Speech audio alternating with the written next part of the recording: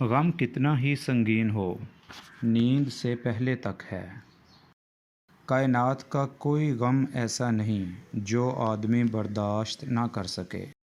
مرنے کے بعد زندہ ہونے کی خوشی صرف اسی شخص کو ہو سکتی ہے جو اس زندگی میں کوئی کام کر رہا ہو۔ جو اس زندگی میں کوئی کام کر رہا ہو تو اسے مرنے کا خوف نہیں ہوتا۔ جوانی 16 سال کی عمر کا نام نہیں، ایک انداز فکر کا نام ہے۔ یہ ہو سکتا ہے کہ ایک شخص 16 سال کی عمر میں بوڑھا ہو اور ایک شخص 60 سال میں جوان ہو۔ جس انسان کی آنکھوں میں آنسو ہیں وہ انسان اللہ سے بچ نہیں سکتا۔ انسان کا اللہ سے قریب ترین رشتہ آنسوؤں کا ہے۔ غم چھوٹے آدمی کو توڑ دیتا ہے۔ اگر غم میں غم دینے والے کا خیال رہے تو پھر انسان بہت بلند ہو جاتا ہے۔ دنیا کے اندر سب سے بڑا انصاف یہ ہے کہ یہ دنیا گناہ کے متلاشی کو گناہ دیتی ہے اور فضل کے متلاشی کو فضل دیتی ہے۔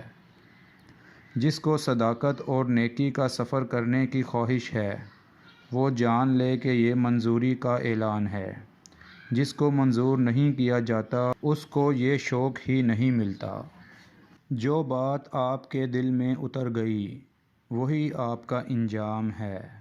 اگر آپ کو موت آ جائے تو جس خیال میں آپ مریں گے وہی آپ کی عاقبت ہے۔ جو آدمی موت سے نہیں بچ سکتا وہ خدا سے کیسے بچ سکتا ہے؟ اپنی ہستی سے زیادہ اپنا نام نہ پھیلاؤ، نہیں تو پریشان ہو جاؤ گے۔ دور کا کوئی مقام ایسا نہیں جو قریب نہ آ سکے۔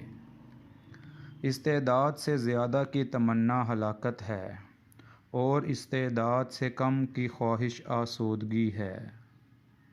آنسو کرب کا ثبوت ہیں۔ جب روح کا روح سے وصال ہوتا ہے تو آپ کو آنسو آ جاتے ہیں۔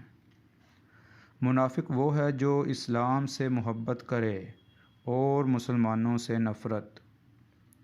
آپ کے سانس کی گنتی مقرر ہو چکی ہے۔ نہ کوئی حادثہ آپ کو پہلے مار سکتا ہے، نہ کوئی حفاظت دیر تک آپ کو زندہ رکھ سکتی ہے۔ جھوٹے معاشرے میں عزت کے نام سے مشہور ہونے والا آدمی دراصل ذلت میں ہے۔